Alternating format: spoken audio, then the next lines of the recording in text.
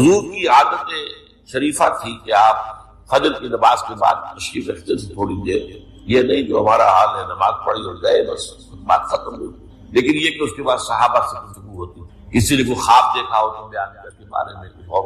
تو ایک صحابی سے آپ نے پوچھا کیسا اصبحت، آج کیسی صبح ہوئی تمہیں، کیسی صبح نصیب ہوئی؟ ان کا جواب جو ہے وہ بڑا غیر معمولی تھا، اصبحت مومنا حقا یا رسول اللہ صلی اللہ علیہ وسلم، اللہ کے رسول مجھے تو آج سچے مومن کی صبح نصیب ہوئی۔ اب یہ بات جو ہے غیر معمولی تھی تو حضور نے پوچھا لکل شیء صفۃ فما صفۃ ایمان، ہر شے کی کوئی نہ کوئی صفت ہوتی ہے جس سے آدمی اس کو پہچانتا ہے۔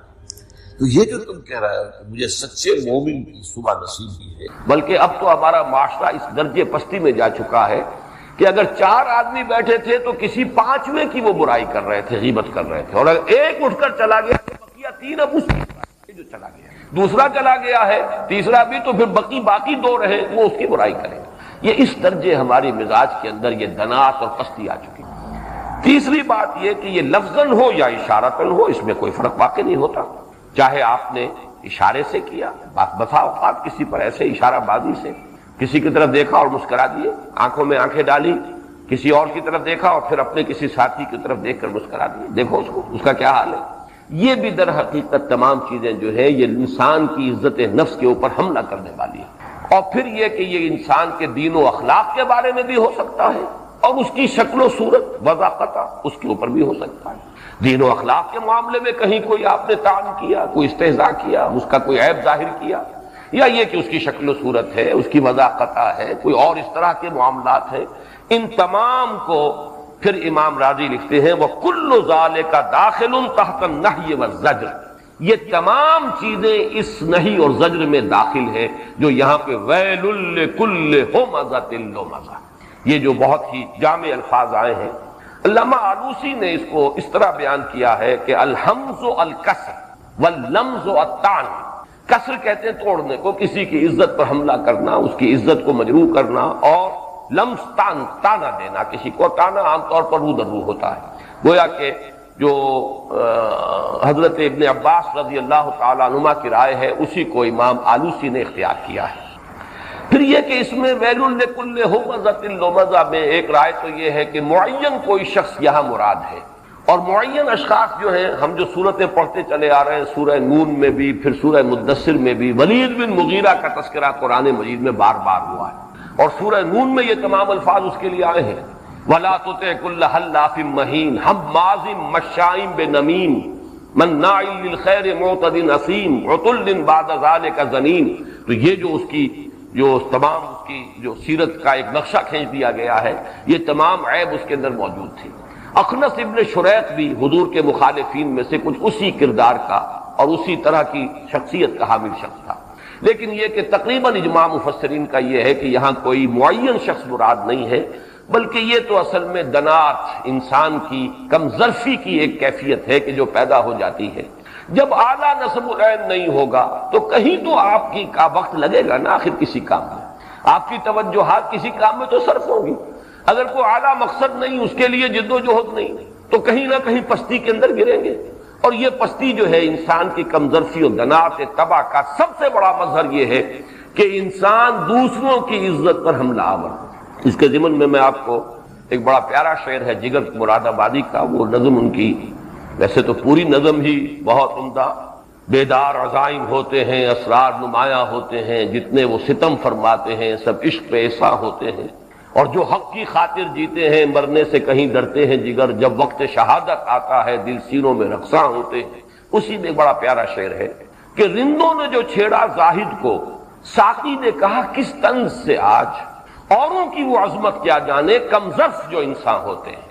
میں سمجھتا ہوں کہ یہ دوسرا مصرع جو ہے یہ بالکل صحیح تعبیر کر رہا ہے، ہمزہ لمزہ، ویل لکل ہمزۃ لمزہ، اوروں کی وہ عظمت کیا جانے کم ظرف جو انسان ہوتے ہیں۔ ایک انسان اگر خود صاحب ظرف ہے، دوسرے کی بھلائی پر نگاہ رکھے گا، دوسرے کے خیر کو دیکھے گا، اس کا ذکر کہیں خیر سے کرے گا، لیکن جس شخص کی اپنی جو ہے جیسے کہ مکھی جو ہے گندگی پر بیٹھتی ہے، اسے تو تلاش رہتی ہے نجاست کی اور گندگی کی، وہ تو وہیں جائے گی، اسی طرح جن کی اپنی شخصیت کے اندر یہ دنات اور پستی آ جاتی ہے وہ پھر لوگوں کی عیب چینی، عیب جوئی، عیب چینی ان کے اوپر کسی نہ کسی طریقے سے نکتہ چینی کرنا، حرف گیری کرنا، یہ ان کا محبوب مشغلہ بن جاتا ہے۔ وَيْلٌ لِّكُلِّ هُمَزَةٍ الَّذِي جَمَعَ مَالًا وَعَدَّدَهُ۔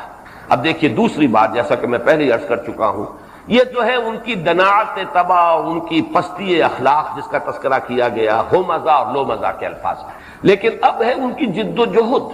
آخر انسان کو اللہ نے توانائی دی ہے، سعی و جہد کی صلاحیتیں دی ہیں، کہیں نہ کہیں تو وہ لگیں گی، کوئی تو پرسوٹس ہوں گے اس کے، کوئی تو اس کا مقصود ہوگا، کوئی تو نصب العین ہوگا، کسی چیز کے لیے تو بھاگ دوڑ کر رہا ہے۔ لیکن یہ ہے کہ اگر وہ تواصی بالحق اور تواصی بالصبر، اگر حق کی حمیت و غیرت اگر انسان میں نہیں پیدا ہے، اگر شرافت اور مروت کے حق کو پھیلانا ہے اور پہنچانا ہے نوع انسانی تک، اس میں نہیں لگیں گی تو پھر توانائی کہاں لگے گی؟ الذی جمع مالا وعددہ، پھر تو انسان کی تمام سعی و جہد، بھاگ دوڑ، اس کی محنت، راتوں کو جاگے گا، دن میں خون پسینہ ایک کرے گا، کس کے لیے؟ الذی جمع مالا وعددہ، مال جمع کرے گا، اس کو گنتا رہے گا۔ یہ گنتا رہنا، بار بار گننا، اندازہ ہونا اب میں کہاں کھڑا ہوں، اب میرے ایسٹس کتنے ہیں، بیلنس شیٹ دیکھ رہا ہے، ہاں اب ہمارے فکسڈ ایسٹس اتنے بڑھ گئے ہیں اور ہماری لیکوڈیٹی جو ہے وہ اتنی زیادہ ہو گئی ہے، وغیرہ وغیرہ۔ یہ ہے وہ ذہنیت، دو چیزوں سے مرکب ایک پوری انسانی شخصیت کا ہیول آ گیا۔ اس کی پستی تباہ اس درجے کہ بکھی کی طرح گندگی پر بیٹھے گا اور انسانوں کی عزت پر حملہ آور ہونا اس کا محبوب مشغلہ بن جائے گا۔ اور نمبر دو، اس کی سعی و جہد، بھاگ دوڑ، الذی جمع مالا وعددہ، مال جمع کرے گا اور اس کو گنے گا، گنتی کرے گا، حساب کرتا رہے گا، اسی سے اس کے دل کی کلی کھلے گی، اسی سے خوشی اس کو حاصل ہوگی، مسرت حاصل ہوگی تو اس سے ہوگی کہ اب میرے پاس اتنا مال جمع ہو گیا، میرے ایسٹس اتنے بڑھ گئے۔ تیسری آیت جو ہے یہ ایک بڑی گہری نفسیاتی حقیقت کو بیان کر رہی ہے، جیسا کہ میں نے عرض کیا سورۃ التکاثر، الہاکم التکاثر، بڑی گہری نفسیاتی حقیقت ہے۔ اسی طرح جیسے کہ میں عرض کر چکا ہوں سورۃ العادیات، اس میں بھی وہ نفسیاتی کیفیت بیان ہوئی ہے، ناشکرا پن انسان کا۔ وہ گھوڑے ہی کو دیکھے کہ کس طرح وہ اس کی وفاداری جو ہے اس میں اپنی جان دے دیتا ہے، تو انسان کو اندازہ ہو جائے گا کہ واقعتاً انسان اپنے رب کا بہت ہی ناشکرا ہے۔ ان الانسان لربہ لکنود، یہ تیسری حقیقت ہے نفسیاتی جو یہاں آ رہی ہے۔ دولت سے اتنی انسان کو محبت کیوں ہو جاتی ہے؟ دولت کے ساتھ اتنا قلبی تعلق کیوں ہو جاتا ہے؟ دولت کا انسان اتنا پجاری کیوں بن جاتا ہے؟ یحسب ان مالہ اخلدہ، وہ سمجھتا ہے کہ اس کا مال اسے ہمیشگی عطا کر دے گا، یا اس کے مال نے اسے ہمیشگی عطا کر دی۔ انسان کی جو نفسیات ہیں اس میں ایک بڑی دبی ہوئی خواہش ہے۔ ہر انسان کو معلوم ہے مجھے مرنا ہے، ایک وقت آئے گا میں نہیں ہوں گا، لیکن انسان کے اندر خلود کا ایک جذبہ ہے، رہنا چاہتا ہے باقی۔ یہ جو باقی رہنے کا جذبہ ہے، یہی آپ دیکھیے کہ انسان کی اندر جو اولاد کی طلب ہے وہ اسی لیے ہے۔ یہ کنٹینیوٹی ہے انسان کے وجود کی، یہ ریپروڈکشن، بقائے نسل، اس سے میرا نام زندہ رہے گا۔ یہی وجہ ہے کہ ہمارے ہاں اولاد نرینہ کی خواہش زیادہ ہوتی ہے، اس لیے کہ نام تو آدمی کا چلتا ہے تو بیٹے سے چلتا ہے، انسان کا نسب جو ہے وہ تو باپ دادا کا معاملہ جو ہے وہ تو اولاد جو نرینہ ہے اس سے چلتی ہے۔ اسی لیے یہ انتہائی، اور یہی دلیل قرآن نے استعمال کی ہے کہ اللہ تعالیٰ کے شایان شان ہی نہیں ہے، وما ينبغي للرحمن ان يتخذ ولدا، اللہ کے تو شایان شان ہی نہیں ہے کہ وہ کسی کو بیٹا بنائے۔ اس کی ضرورت تو تمہیں ہے، تمہیں موت آنی ہے، تمہیں معلوم ہے کہ تمہیں ختم ہو جانا ہے، ایک وقت آئے گا کہ تم نہیں ہوگے۔ جہاں بیشتر کے بانگ برآید فلاں نمان، آج نہیں رہا وہ جو کل تک تھا اب نہیں ہے، فلاں نمان، وہ وقت جب آئے گا میری اولاد ہوگی، میرا بیٹا ہوگا، میرا نام چلے گا۔ یہ بھی در حقیقت وہی خلود کہ بقا ہو، انسان کو حاصل ہو، اس کا نام جو ہے باقی رہے، اس کا ایک سیٹسفیکشن اور اس کی جو ایک تسکین حاصل ہوتی ہے وہ حاصل ہوتی ہے اس جذبے سے کہ اس کا ایک نسلی تسلسل برقرار رہے۔ یہی جذبہ ہے کہ جو مال کے جمع کر کے اور پھر اس کے مختلف اس کے بظاہر ہوتے ہیں، بڑی بڑی عمارتیں انسان بناتا ہے، یہ یادگار رہے گی، میرے نام کے حوالے سے یاد کیا جائے گا، یہ پیرامڈز، یہ اتنے بڑے بڑے مقبرے بنا دیے گئے، کس لیے؟ نام یاد رہے کہ فلاں شہنشاہ اور فلاں فرعون اس کی یہ عظمت تھی، یہ تاج محل یاد رہے، محبت جو ہے شاہ جہاں کو جو اپنی بیگم سے تھی وہ محبت جو ہے اس کا دنیا میں تذکرہ باقی رہے۔ یہ خلود ہی کا وہ جذبہ ہے چنانچہ اس کے لیے میں اس وقت ایک تو آپ کو قرآن مجید جی کا ایک دوسرا مقام ہے اس کی طرف حوالہ دے رہا ہوں. یہ سورہ شعراء میں آیات آئی ہیں. اتبنون بکل ریع آیۃ تعبثون وتتخذون مصانع لعلکم تخلدون. یہ حضرت ہود علیہ السلام نے جو اپنی قوم کو ملامت کی تھی، قوم عاد کو، انہوں نے بڑے اونچے اونچے ستون بنائے تھے. ارم ذات العماد التي لم يخلق مثلها في البلاد. وہ انہوں نے بڑی بڑی عمارتیں بنائی تھی، اور اس میں یہ کہ ہر اونچان کے اوپر، جیسے کہیں اشوک کی لاٹیں آپ دیکھتے ہیں، لاٹ کھڑی ہے ہر اونچی اونچی جگہ پر. اگرچہ بہرحال اس نے تو اسے استعمال کیا تھا اپنی اخلاقی تعلیمات، اپنے فلسفے کو دنیا میں پھیلانے کے لیے، باقی رکھنے کے لیے. لیکن یہ بڑی بڑی یادگاریں جو تعمیر ہوتی کس لیے ہوتی؟ اتبنون بکل ریع آیۃ تعبثون. بیکار، بے مقصد، ہر اونچی جگہ پر ایک بہت بڑی نشانی کھڑی کر دی. اور یہ حسن اتفاق کہیں، سوء اتفاق کہیں کہ آج جب ہم اس مضمون پر آئے ہیں، ہمارے ملک میں بھی ایک بہت بڑی عبث حرکت ہو رہی ہے. کروڑ ہار روپے خرچ ہو جائیں گے باب پاکستان کی تعمیر پر. کیا اس سے بھلا ہوگا؟ کتنے غریبوں کے تن ڈھانپے جا سکتے تھے، کتنے لوگوں کے لیے کوئی کام فراہم کیا جا سکتا تھا. اس ملک کے اندر کوئی بہت سے یعنی مسائل حل ہو سکتے ہیں. لیکن وہ ایک جو ہے مینار کھڑا ہوا ہے، مینار پاکستان، ایک وہ باب پاکستان کھڑا ہو جائے گا، صرف یہ کہ وہ یادگاریں ہیں. بڑی یادگار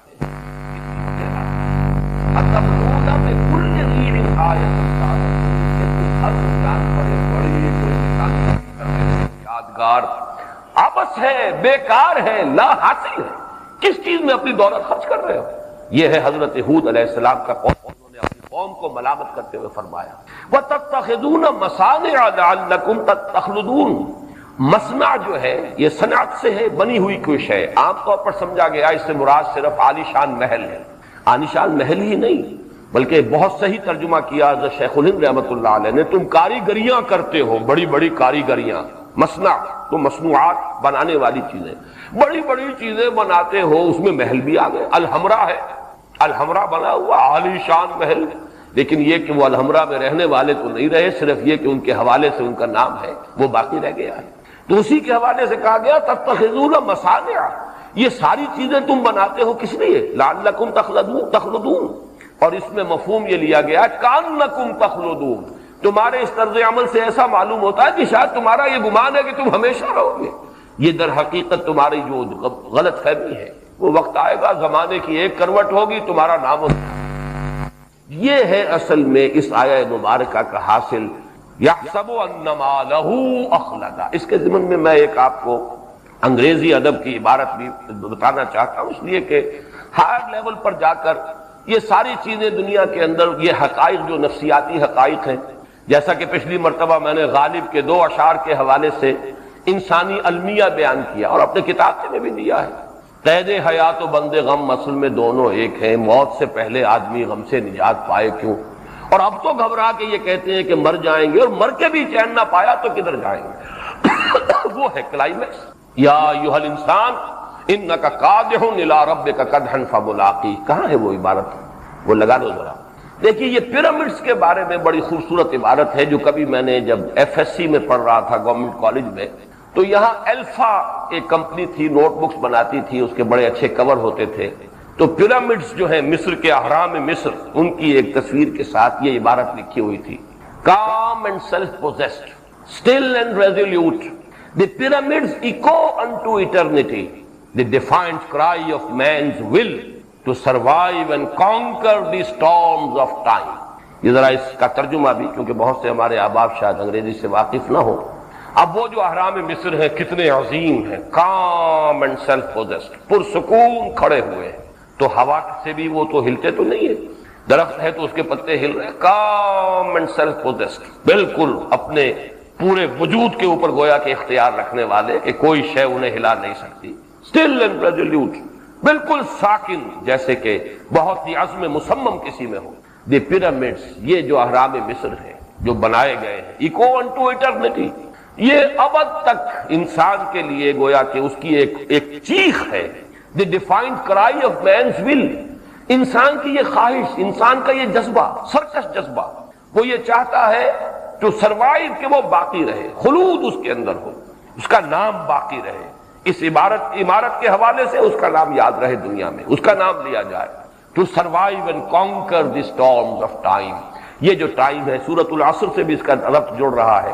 یہ وقت جو ہے اس کے طوفان آ رہے ہیں. ایک طوفان آیا اور قوم نوح ختم ہو گئی. ایک اور وقت کا طوفان آیا اور قوم ہود ختم ہو گئی. ایک اور وقت کا طوفان آیا، سلطنت روما کو زوال آ گیا. کوئی اور طوفان، کوئی اور کروٹ آیا، وقت کی کروٹ آئی اور بڑی عظیم سلطنت جو ہے اس کے پرزے اڑ گئے. آج ہم اپنی آنکھوں سے دیکھ رہے ہیں ایک وقت آیا کہ رشین امپائر ایسے کرمبل کر گئی ہے جیسے کہ معلوم ہوتا ہے کہ گھس پڑا ہوا تھا، اندر کچھ تھا ہی نہیں. کیا ہیبت تھی، کیا شان تھی، کیا شکوہ تھا، کیا دبدبہ تھا، کتنا روب تھا.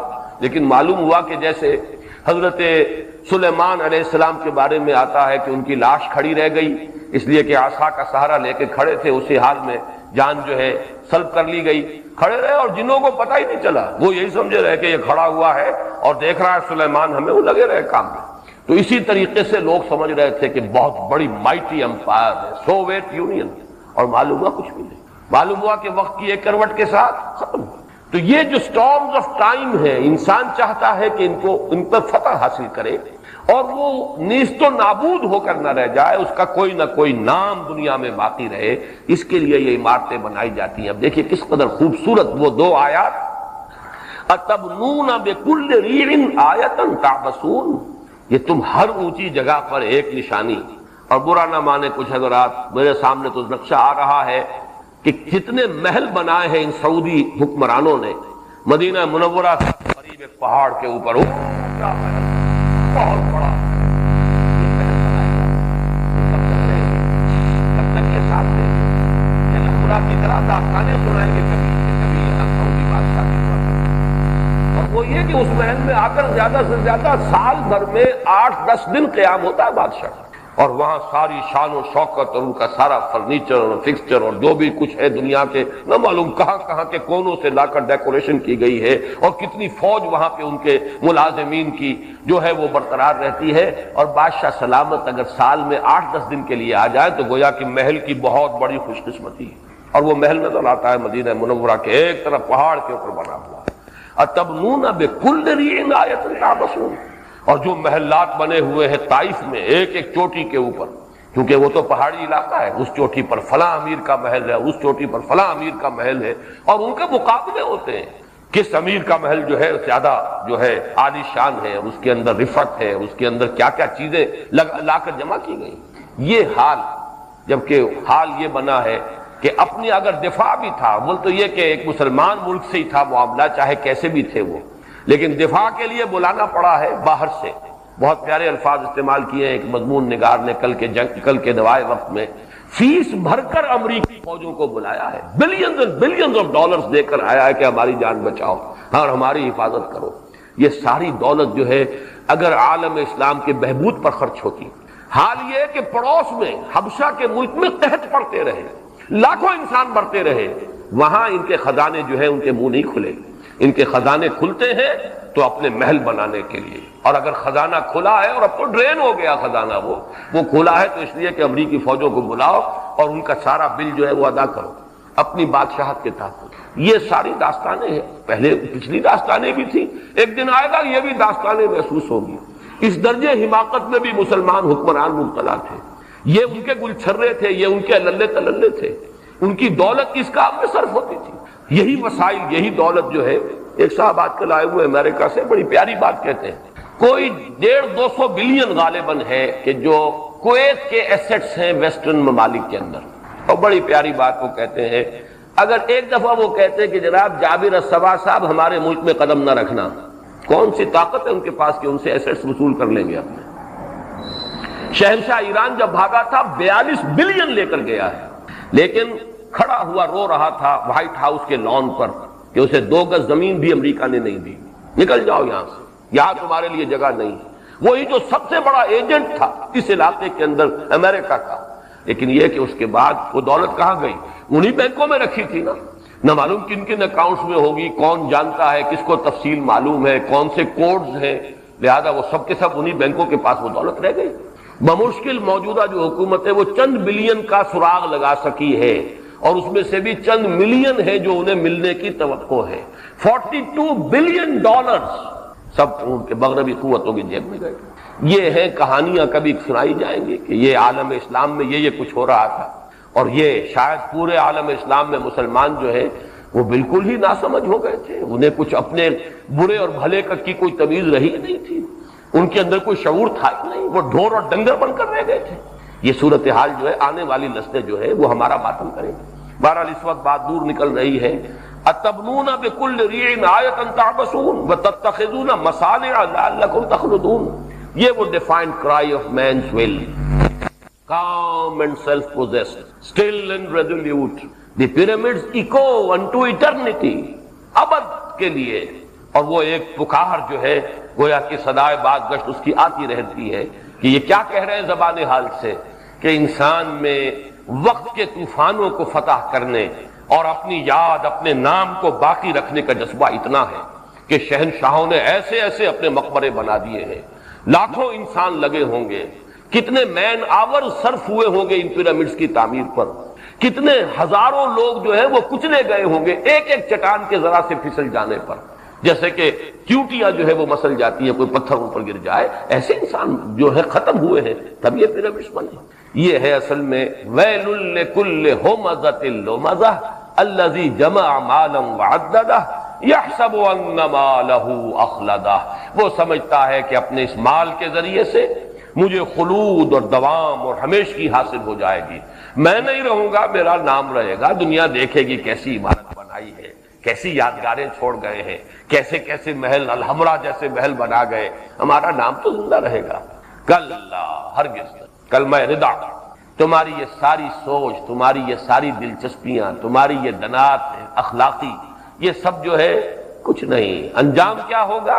جیسا کہ میں نے عرض کیا تھا، دنیا میں اگر الا الذین آمنوا وعملوا الصالحات وتواصوا بالحق وتواصوا بالصبر، یا تو یہ راستہ اختیار کرو، یا چنا کن یا چنی پھر یہ ہے ہمزہ لومزہ جمع مالا وعددہ یحسب ان مالہ اخلدہ، بہت اونچا کوئی ہوگا تو اس تیسری آیت تک پہنچ جائے گا کہ کوئی بڑی یادگار اپنی چھوڑ جائے اپنی دولت کے بل پر۔ مجھے وہ شعر یاد آ رہا ہے صاحب لدھیانوی کا کہ ایک شہنشاہ نے دولت کا سہارا لے کر ہم غریبوں کی محبت کا اڑایا ہے مذاق۔ محبتیں تو نہ معلوم کتنے شوہروں کو اپنی بیویوں سے ہوں گی، لیکن وہ شہنشاہ تھا، اس نے یہ لاکھوں روپے خرچ کیے ہیں اور اپنی محبت کی نشانی دنیا میں چھوڑی ہے۔ تو اس ایک شہنشاہ نے دولت کا سہارا لے کر ہم غریبوں کی محبت کا اڑایا ہے مذاق۔ یہ دنیا میں بہرحال وہ تو کوئی تاج محل تو کوئی ہی بنا سکے گا، اور اہرام مصر تو بہرحال ان شہنشاہوں نے بنائے، لیکن ہر انسان جو اس دنات کے اندر مبتلا ہو جاتا ہے ایک آرزو اس میں ہوتی ہے کہ اس کا نام زندہ رہے، اور جیسا کہ میں نے عرض کیا اولاد کی خواہش بھی اسی کا مظہر ہے۔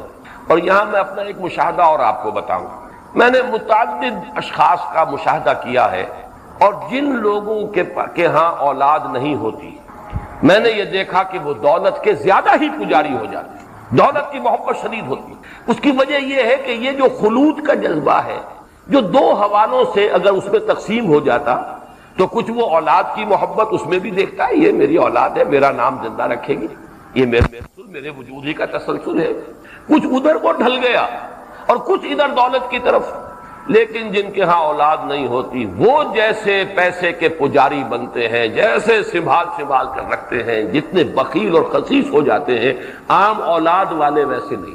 اور اس کا بھی اصل سبب یہی ہے کہ ان کے لیے یہ خلود دو شکلوں سے اس کی امید ہے، جبکہ ان کے لیے تو صرف ایک ہی شے رہ گئی۔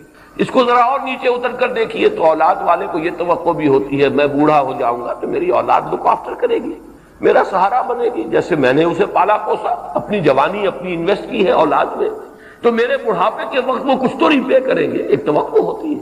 اور مشرقی ممالک میں تو الحمدللہ کہ کچھ نہ کچھ اس کا رنگ موجود ہے۔ لیکن یہ کہ اگر اولاد نہیں ہے تو اب سارا سہارا دولت پر ہو، مجھ پر برا وقت آ جائے، مجھ پر بڑھاپا آ جائے، کوئی میری خدمت کرنے والا نہیں ہوگا، چار پیسے میرے پاس نظر آئیں گے تو کوئی دور سے بھی آ جائے گا خدمت کرنے کے لیے، لیکن یہ ہے کہ اگر نہیں ہے تو میں کس کا سہارا لوں گا۔ تو مختلف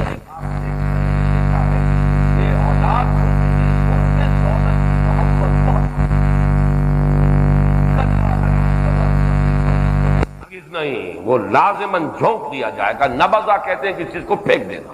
نبذ فریق من الذین اوتوا الکتاب کتاب اللہ وراء ظہورہم، پھینک دی ان لوگوں نے جنہیں کتاب دی گئی تھی، ان کے گروہ نے اللہ کی کتاب کو اپنی پیٹھوں کے پیچھے پھینک دیا. لَيُنبَذَنَّ فِي الْحُطَمَةِ، لازماً پھینک دیے جائیں گے وہ حطمہ میں. یہ لفظ پھر وہ فعلا کے وزن پر آیا ہے، اور حتم کے لفظی معنی بھی کسر ہے. یہ ذرا نوٹ کر لیجئے، توڑنا، کسی شے کا چورا چورا کر دینا، ریزہ ریزہ کر دینا، یہ حتم کے معنی. چنانچہ یہ لفظ آیا ہے سورہ نمل میں کہ وہ جب حضرت سلیمان اپنے لشکر کے ساتھ لے کر جا رہے تھے تو ایک وادی پر سے گزرے، وادی نمل، اس میں کیڑیاں تھیں بہت، چیونٹیوں کے بڑے بڑی کالونیز تھیں. تو اس وقت جو ملکہ تھی ان کی، اس نے کہا کہ یا ایھا النمل ادخلوا مساکنکم، اپنے بلوں میں گھس جاؤ، اپنی کالونیز کے اندر گھس جاؤ. لا یحطمنکم سلیمان وجنودہ، تمہیں کچل کر نہ رکھ دیں اور پیس کر نہ رکھ دیں یہ سلیمان اور ان کے جو لشکری ہیں، تم تو ختم ہو جاؤ گی. تو حتم کہتے ہیں کسی شے کو پیس کر ریزہ ریزہ کر دینا. 3 اور جگہوں پر یہ لفظ آیا ہے حطامہ، کہ جب مثلا گھاس پیدا ہوئی، بارش کا چھینٹا پڑا، گھاس ہو گئی، پھر وہ اس کے بعد وہ زرد پڑ گئی، خشک ہو گئی، پھر وہ ریزہ ریزہ ہو کر پاؤں تلے کچلی جاتی ہے، تو وہ بھی حطامہ. اس کے ساتھ ہی نوٹ کیجئے کہ حشم کا لفظ بھی عربی زبان میں ہے اس کے قریب ہی. حشم، حقم، یہ قریب ہے مخرج. حشم، حقم، بڑی ہا چھوٹی ہا، شین پا میم تو ہے ہی ہے. حشیم بھی کہتے ہیں کوئی شے جو ریزہ ریزہ ہو جائے، چورا چورا ہو جائے.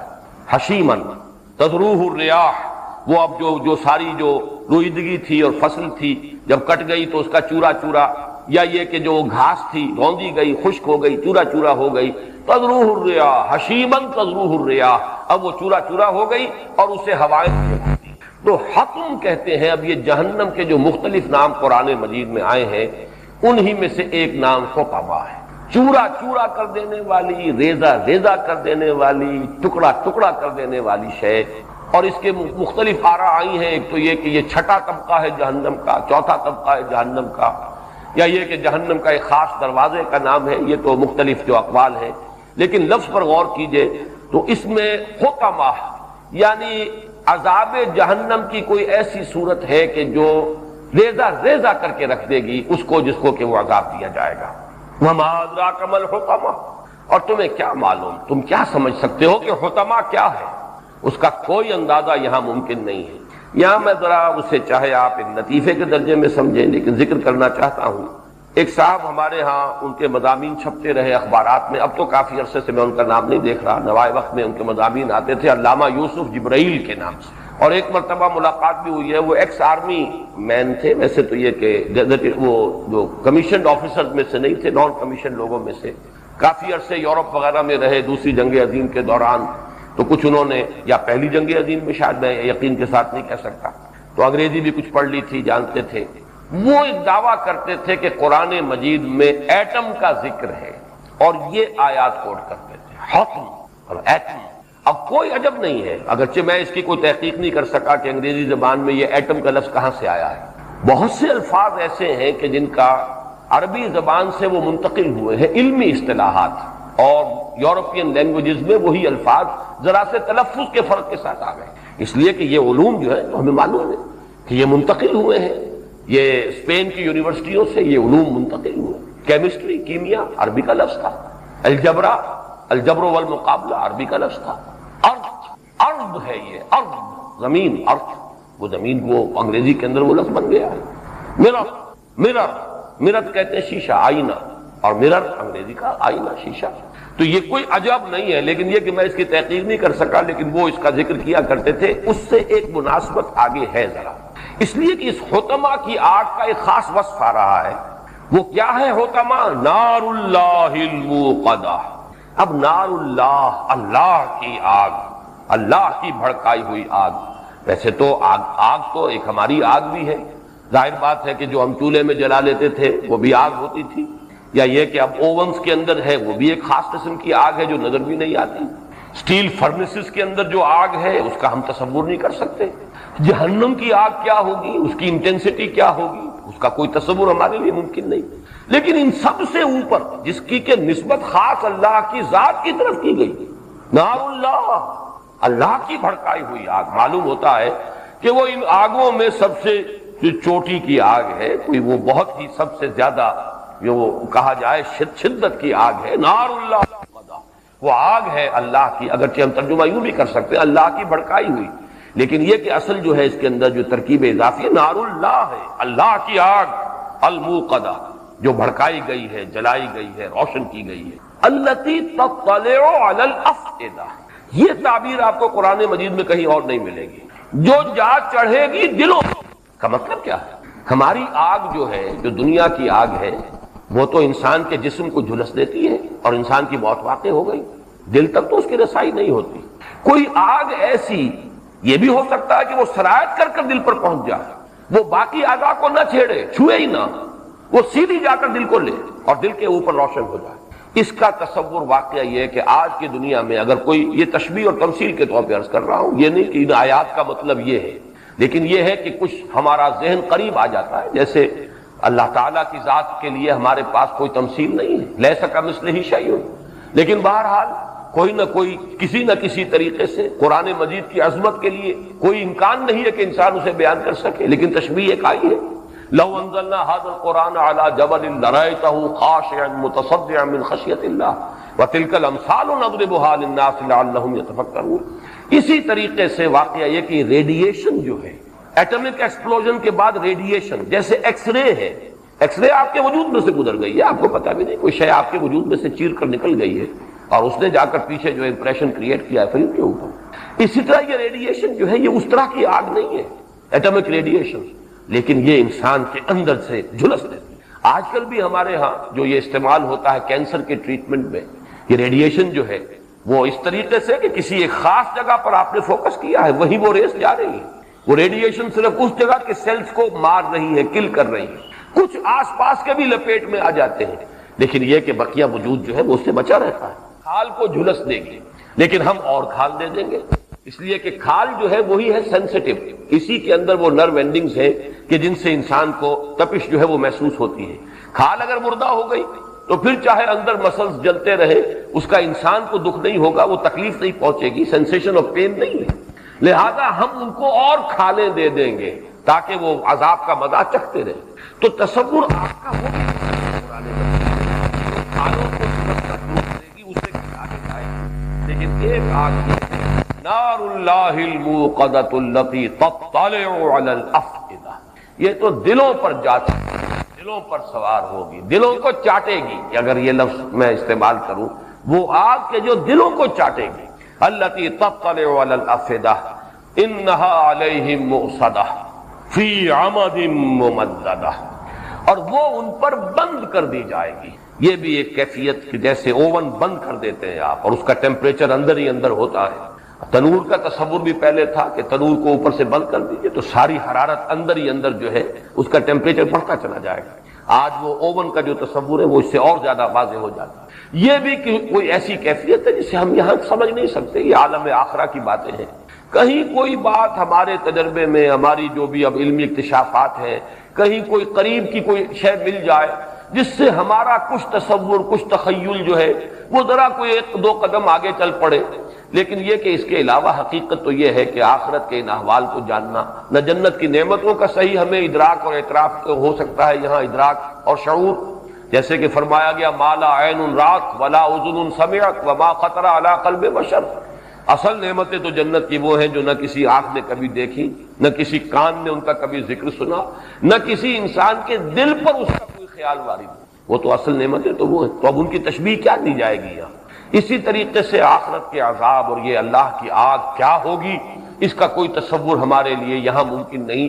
البتہ مختلف آگیں جن کو ہم جانتے ہیں، مختلف جو بھٹیاں جن کا تصور ہمیں حاصل ہے، اس کے حوالے سے یہ ایٹمک ایکسپلوژن اور اس میں خاص طور پر جو وہ طوفان سا اٹھتا ہے، اوپر جا کر کلاؤڈ بنتا ہے، یہ عمد ممددہ کا لفظ جس پر یہ سورت ختم ہو رہی ہے، فی عمد ممددہ، بڑے بڑے ستونوں کے اندر جو اونچے ہوں گے، طویل کھینچے ہوئے ستون، ان کی صورت کے اندر وہ ان پر بند کر دی جائے گی. اب اس کا کچھ ہلکا سا اعتبار سے نقشہ یہ ایٹمک ایکسپلوژنز اور ان سے پھر جو ریڈی ہے، ایک تو یہ کہ اس جگہ پر جہاں پر کہ وہ بم گرایا گیا ہے جو ہلاکت آتی ہے وہ تو آتی ہے، اس کی ریڈیشن جو جاتی ہے دور دور تک اور اس کے اثرات جو پھیلتے ہیں اور اس کے جو اثرات انسان کے جسموں پر مترتب ہوتے ہیں ان کا کچھ ہلکا سا سمجھیے، اس کو ابھی آپ 1,00,000 سے 1,00,00,000 سے ضرب دیجئے تب کہیں جا کر اس آگ کا تذکرہ ہوگا جو قرآن مجید یہاں بیان کر رہا ہے۔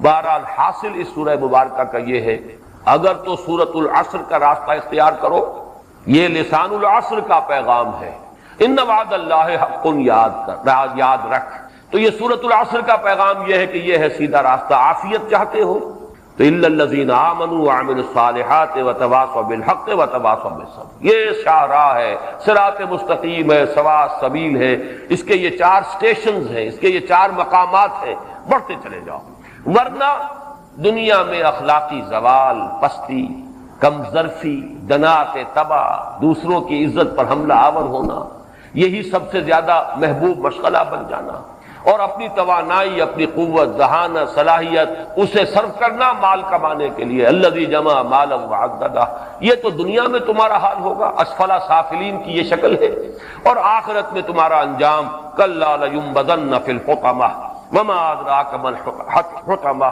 نار اللہ الموقدہ التی تطلع علی الافئدہ انہا علیہم مؤصدہ فی عمد ممددہ۔ اعاذنا اللہ من ذالک۔ اب آخری بات عرض کر رہا ہوں، چونکہ اس سورہ مبارکہ پر یہ جو گروپ ہے انذار، آخرت کا انذار، آخرت کی سے متنبہ کرنا آخرت کے بارے میں، وہ یہاں اپنی انتہا کو پہنچ گیا۔ اب جو 10 صورتیں آگے آئیں گی، نوٹ کر لیجئے، ان میں صرف 2 صورتوں میں آخرت کا ذکر، اور وہ بھی ثانوی طور پر خفی انداز میں۔ باقی یہ کہ 8 صورتیں جو ہیں ان کا مضمون ہوگا یا تو تاریخ، پہلی 2 صورتیں جو اب آئیں گی، سورۃ الفیل، سورۃ القریش، یہ تاریخ ہے عرب کی، مکے کی۔ اس کے بعد کچھ صورتوں کے اندر حضور کی سیرت کے کچھ مراحل، حضور صلی اللہ علیہ وسلم کی عظمت، آپ کا مرتبہ، انا اعطیناک الکوثر فصل لربک وانحر ان شانئک هو الابتر۔ یہ خوشخبری کہ وہ وقت آئے گا اے نبی صلی اللہ علیہ وسلم کہ آپ کا دین غالب ہوگا، فتح آئے گی، اور آپ دیکھیں گے کہ آج آپ ایک ایک کے لیے جھولی پسار کر اللہ سے دعائیں مانگ رہے ہیں کہ پروردگار عمر بن الخطاب اور عمرو بن ہشام میں سے کسی ایک کو تو میری جھولی میں ضرور ڈال دے۔ اور وہ وقت بھی آئے گا، اذا جاء نصر اللہ والفتح ورأیت الناس يدخلون فی دین اللہ افواجا۔ پھر یہ کہ ایک شخصیت تھی حضور کے مخالفین میں سے، ابو لہب کی، اس پر ایک صورت آئے گی، معوذتین، سورہ اخلاص، وہ تو خزانہ ہے توحید کا۔ تو یہ جو 10 صورتیں آ رہی ہیں، ان میں سے آپ کہہ سکتے ہیں کہ سورہ لہب میں جو جہنم کا تذکرہ موجود ہے، نارن ذات لہب، یا یہ کہ اس سے پہلے جو ہے ارایت الذی یکذب بالدین، اس میں ذکر موجود ہے۔ باقی یہ کہ یہ 10 صورتیں جو ہیں اپنی جگہ پر علم، حکمت، معلومات، معرفت اور حضور کی سیرت و شخصیت کے اعتبار سے بڑی اہمیت کی حامل ہے۔ انذار کا مضمون یہاں تقریباً ختم ہو گیا اپنے کلائمیکس کو پہنچ کر۔ اس میں چند باتیں میں چاہتا ہوں ذرا نوٹ کر لیں ربط صور کے اعتبار سے، اس لیے کہ اس درس میں جیسا کہ جو حضرات شرکت فرما رہے ہیں پابندی کے ساتھ انہیں معلوم ہے میں نے سب سے زیادہ زور دیا ہے ان صورتوں کا آپس کا ربط کیا ہے۔ پہلی بات تو ذہن میں تازہ کر لیں کہ میں نے پہلے تو اگرچہ 4 سورہ انذار قرار دیا تھا، سورۃ الزلزال، سورۃ العادیات، سورۃ القارعہ اور سورۃ التکاثر، لیکن پھر میں نے اپنی رائے بدلی ہے۔ یہ 6 صورتیں جو ہیں سورہ زلزال سے لے کر سورہ ہمزہ جو آخری آج ہم نے ابھی پڑھی، یہ 3 صورتوں کے 2 چھوٹے گروپس کی شکل میں ہے، یہ 6 سورہ ہے۔ اور اس سے پہلے جو حضرات کافی عرصے سے درس میں شرکت کر رہے ہیں ان کو یہ معلوم ہوگا، اور یہ میں وہ جو قرآن حکیم کی صورتوں کا اجمالی تجزیہ ہے اس میں بھی بیان کر چکا ہوں۔ یہ 6 سورے 3 صورتوں کے گروپ اس سے پہلے آئے ہیں، سورہ یونس، سورہ ہود، سورہ یوسف۔ ان میں سے 2 صورتیں آپس میں جوڑے کی شکل میں ہے، یونس اور ہود، اور سورہ یوسف بالکل منفرد مزاج کی صورت، سورہ رعد، سورہ ابراہیم آپس میں جوڑے کی شکل میں، سورہ حجر بالکل منفرد صورت ہے، اس کا مزاج اکیلا ہے، تنہا ہے۔ اسی طریقے سے سورہ نحل منفرد مزاج کی صورت، اور سورہ بنی اسرائیل اور سورہ کہف نہایت حسین جوڑا ہے۔ اسی طرح ان صورتوں کے اندر بھی 3 صورتیں پہلی اور 3 صورتیں یہ آخری، ان کے مابین جو ربط ہے اسے ذرا سمجھ لیجیے۔ یہ جو 6 سورہ ہم نے آج ختم کیا ہے، اس میں ذرا نوٹ کیجئے سورۃ التکاثر کا مضمون کیا ہے، یہ مال و دولت دنیا، یہ اقبال کے الفاظ مستعار میں نے لیے ہیں، اور ان کی بہتات کی طلب تمہیں غافل کیے رکھتی ہے، حقائق کی طرف متوجہ ہونے ہی نہیں دیتی۔ بہتات کی طلب حتیٰ زرتم المقابر، یہاں تک کہ تم قبروں تک پہنچ گئے۔ جب قبروں تک پہنچو گے تب تو حقیقت معلوم ہو جائے گی، کلا سوف تعلمون ثم کلا سوف تعلمون۔ لیکن دنیا میں یہ تکاثر اور بہتات کی طلب اور اس میں ایک دوسرے سے آگے نکلنے کا جذبہ تمہاری آنکھیں کھلنے نہیں دیتا۔ یہ سورہ تکاثر کا مضمون ہے۔ سورۃ العصر، والعصر ان الانسان لفی خسر، یہ چونکانے کا انداز، جگانے کا انداز، ہوش میں آؤ، یہ زمانہ پکار پکار کر منادی کر رہا ہے۔ غافل تجھے گھڑیال یہ دیتا ہے منادی، گردوں میں نے گھڑی عمر کی ایک اور گھٹا دی۔ ہوش میں آؤ اور یہ صراط مستقیم، ایمان، عمل صالح، تواصی بالحق، تواصی بالصبر، تاکہ وہ خسران ابدی سے نجات پا سکے۔ سورۃ الہمزہ، اگر نہیں کرو گے تو اس پستی کے مکین رہو گے۔ شوخ و گستاخ، یہ پستی کے مکین کیسے ہیں؟ دنات تبع، دوسروں کی عزتوں سے کھیلنا، دوسروں پر حملہ آور ہونا، یہ تمہارا محبوب مشغلہ ہو جائے گا۔ اور پھر یہ کہ مال کی بہتات، وہی جو سورہ تکاثر سے بات شروع ہوئی تھی، الذی جمع مالا وعددہ، یہ تمہاری سعی و جہد کا منتہا مقصود ہوگا، اور آخرت میں دوزخ، حطمہ، چورا چورا کر دینے والی شے۔ اس سے سورہ تکاثر اور سورہ ہمزہ کے اندر جو آپس میں نسبت ہے، سورۃ العصر میں نے عرض کیا تھا کہ جیسے نگینہ جڑا ہوا ہو، دونوں طرف انگوٹھی جو ہے اس کے دونوں سائیڈز ہیں، یا ہار ہے بہت خوبصورت، اس میں اور پھول لگے ہوئے، لیکن نیچے جو ہے وہ ایک کوئی بہت بڑا ہیرا ہے، کوہ نور فرض کیجئے کہ وہ وہاں پر موجود ہے، ٹکا ہوا ہے۔ تو سورۃ العصر ان کے مابین ہے۔ اصل اختین یا زوجین کی نسبت جو ہے، دو بہنیں، یا یہ نسبت زوجیت، یہ سورۃ التکاثر اور سورۃ الہمزہ کے اندر موجود ہے۔ اس میں جو چیزیں مشابہت کی ہیں، جیسا کہ میں نے ہمیشہ نوٹ کرایا کہ نسبت زوجیت میں مشابہت بھی ہوگی اور کسی اعتبار سے ایک دوسرے سے ریسیپروکل نسبت بھی ہوگی۔ اب دیکھیے سورہ تکاثر میں آیا الہاکم التکاثر، اور سورہ ہمزہ میں آیا الذی جمع مالا وعددہ، تکاثر، بہتات کی طلب، اور یہاں مضمون آ گیا جس نے مال جمع کیا اور گنتا رہا۔ سورہ تکاثر میں آیا لَتَرَوُنَّ الْجَحِيمَ ثُمَّ لَتَرَوُنَّهَا عَيْنَ الْيَقِينِ، جہنم دیکھ کر رہو گے اور پھر اپنی آنکھوں سے دیکھو گے اسے۔ یہاں فرمایا گیا کَلَّا لَيُنبَذَنَّ فِي الْحُطَمَةِ وَمَا أَدْرَاكَ مَا الْحُطَمَةُ نَارُ اللَّهِ الْمُوقَدَةُ الَّتِي تَطَّلِعُ عَلَى الْأَفْئِدَةِ۔ سابقہ جو سورہ تھا، سورہ زلزال، سورہ عادیات اور سورہ قارعہ، وہ تین سورتیں، سورہ تکاثر اور سورۃ العصر کو درمیان میں سے بھول جائیے تو نگینہ ہے درمیانی، نسبت زوجیت سورہ تکاثر اور سورہ ہمزہ کے مابین ہے۔ ان میں دیکھیے مضامین کے مشابہت۔ سورہ زلزال میں لِيُرَوْا أَعْمَالَهُمْ، تمہارے تاکہ ان کو اعمال انہیں دکھا دیے جائیں۔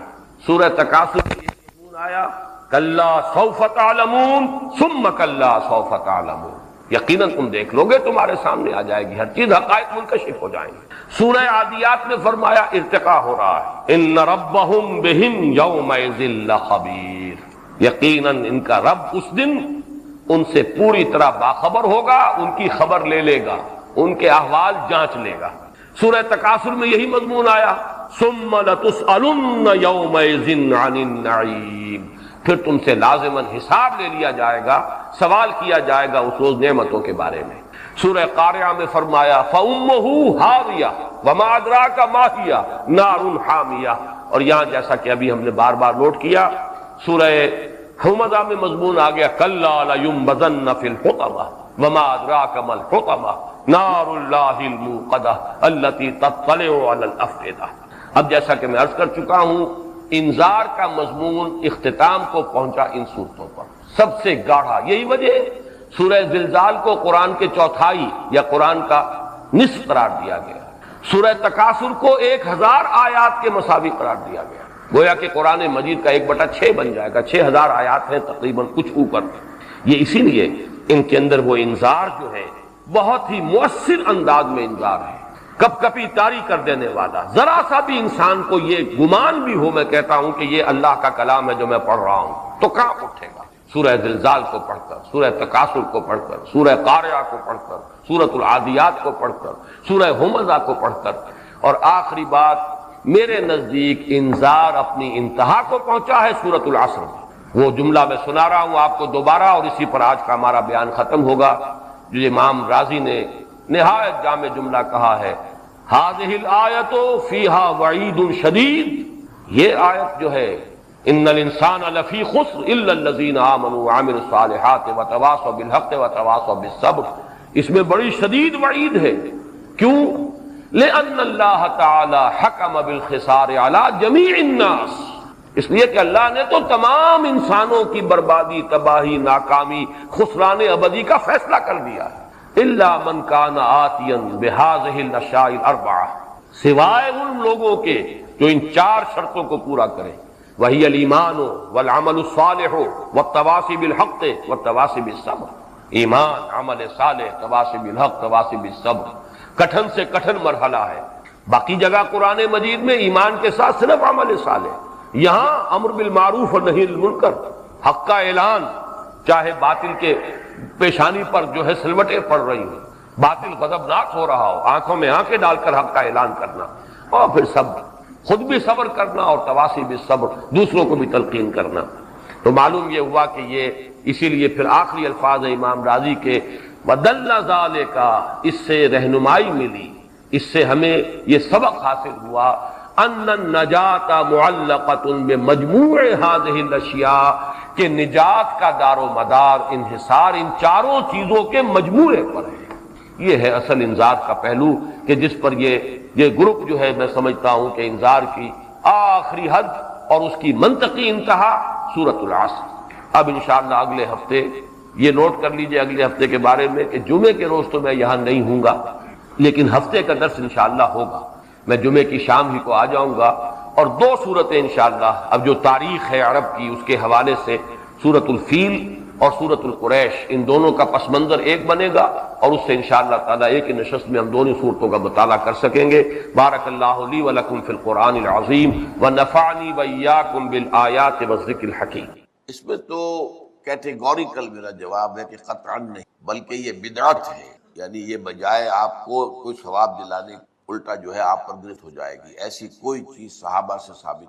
اور ہمارا دین وہی ہے، ما انا علیہ واصحابی، فرمایا جس پر میرا عمل ہے اور میرے صحابہ کا ہے دین۔ تو اصل جہاں تک ایصال ثواب کا تعلق ہے، اس میں ہمارے ہاں ذرا کافی مختلف آراء موجود۔ مجھے اس رائے سے اتفاق ہے کہ مالی اگر کوئی عبادت ہے، اس کا ثواب آپ اپنے کسی فوت شدہ منتقل کر سکتے، مطلب آپ نے کسی بیوہ کی کوئی مدد، یتیم کی ہے، کسی دینی کام میں پیسہ لگایا ہے، صدقہ جاریہ شروع کیا ہے، خدمت خلق کی وغیرہ وغیرہ، اس کی تو جو ہے اس کے ثواب کو مل کیا جا سکتا ہے کہ اللہ اس کا ثواب میرے والد یا میری والدہ کے جسمانی نہیں، آپ نماز پڑھ کے کہیں اس کا ثواب، یا روزہ رکھ کر کہیں کہ اس کا ثواب، یا یہ کہ آپ قرآن پڑھ کر کہیں، یہ آپ ہی کو ثواب ہوگا، آپ خود پڑھیں گے آپ کو ثواب ہوگا۔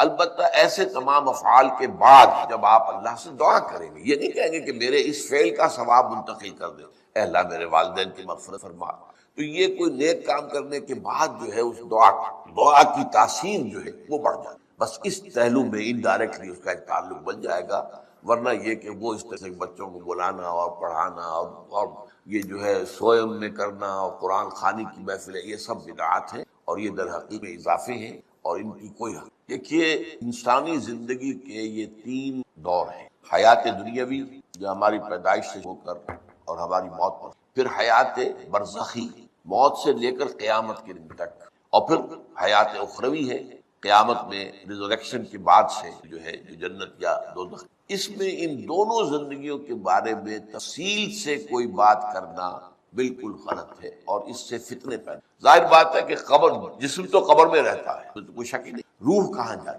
کیا وہ بھی قبر ہی میں رہتی ہے یا کہیں اور چلی؟ قرآن مجید میں سجین اور اعلیٰ علیین کا ذکر موجود ہے، لیکن یہ تمام چیز متشابہات میں سے ہیں، یہ تمام چیزیں قرآن مجید میں سورہ آل عمران کے شروع میں بیان کیا گیا ہے کہ ہم نے یہ کتاب اتاری ہے، اس میں کچھ آیات محکمات ہیں، کچھ متشابہات ہیں۔ وہ متشابہات کا ایگزیکٹ مفہوم جاننا اس وقت ہمارے لیے ممکن، یہ تو جب اس عالم میں ہم پہنچیں گے تو معلوم ہوگا کہ ہاں یہ بات تھی کہ جو قرآن میں اس طور سے، لیکن یہ کہ اس وقت جو ہے جتنا کچھ ہمیں حدیث صحیح میں مل جائے یا قرآن میں مل جائے، اس عالم برزخ میں بھی یہ تو ہوتا ہے کہ جو نیک لوگ ہیں انہیں کچھ نہ کچھ جو ہے اثرات اچھے ان پر پڑتے رہتے ہیں، ان کی ارواح پر کے، اور کچھ جو برے ہیں ان کے اوپر جو آخری انجام ہونا ہے اس کی ریفلیکشن ہوتی، جس کو حدیث میں کہا گیا ہے کہ ہر قبر جو ہے وہ یا تو جنت کے باغیچوں میں سے ایک باغیچہ ہے یا دوزخ کے گڑھوں میں سے ایک گڑھا ہے، یا کہیں کہہ دیا جاتا ہے کہ ایک کھڑکی کھول دی جاتی ہے یا جنت کی طرف سے ٹھنڈی ہوائیں آئیں، خوشبوئیں آئیں، اور یا دوزخ کی طرف سے کہ آگ کی لپٹ آئے۔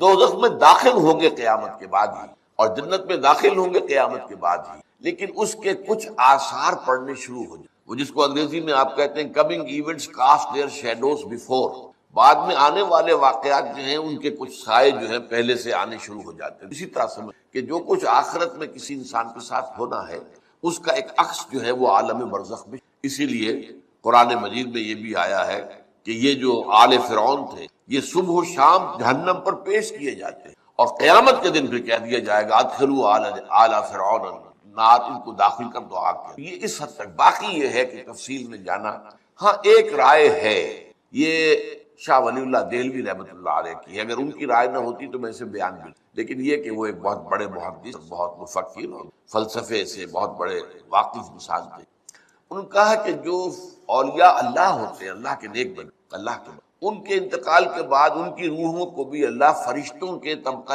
اسفل میں شامل کر دے۔ یہ فرشتے ہیں نا، اس وقت بھی موجود ہیں، ابھی شاید اگلے ہی جمعے میں وہ جو ہے اس کا بیان آئے گا کہ جب بھی کسی گھر میں، اللہ کے گھر میں کچھ لوگ اس لیے جمع ہو کہ اللہ کی کتاب پڑھیں اور سمجھیں اور سمجھائیں، تو ان کے اوپر فرشتے گھیرا ان کا ڈال لیتے، اور ان پر اللہ کی طرف سے سکینت نازل ہوتی ہے اور رحمت نازل ہوتی ہے، اور اللہ ان کا ذکر کرتا ہے فرشتوں کے پاس، دیکھو میرے بندے، تم کہتے تھے یہ فساد مچائے گا، دیکھو یہ بھی تو ہے جو میرے کلام کو پڑھنے کے لیے میرے گھر جمع ہے، تو فرشتے ہیں موجود، ہم میں سے ہر ایک کے ساتھ 2 فرشتے موجود، تو یہ فرشتہ اسفل ہے، سب سے نیچے، جو دنیا کے کاروبار کو چلانے میں اللہ تعالیٰ کے سول سرونٹس ہیں، پھر اس سے اوپر کے فرشتے ہیں، اس سے اور اوپر کے فرشتے ہیں، پھر مقربین ہیں جو اللہ تعالیٰ کے قریب ترین فرشتے ہیں، لیکن یہ کہ ملائکہ کے طبقہ اسفل میں شامل کر لیتے ہیں تاکہ جو کام اللہ تعالیٰ ملائکہ سے لیتا ہے وہ ان سے بھی لینے شروع کر دیتا ہے، لیکن ہمیں یہ اجازت نہیں ہے کہ ہم فرشتوں کو پکار کر کہیں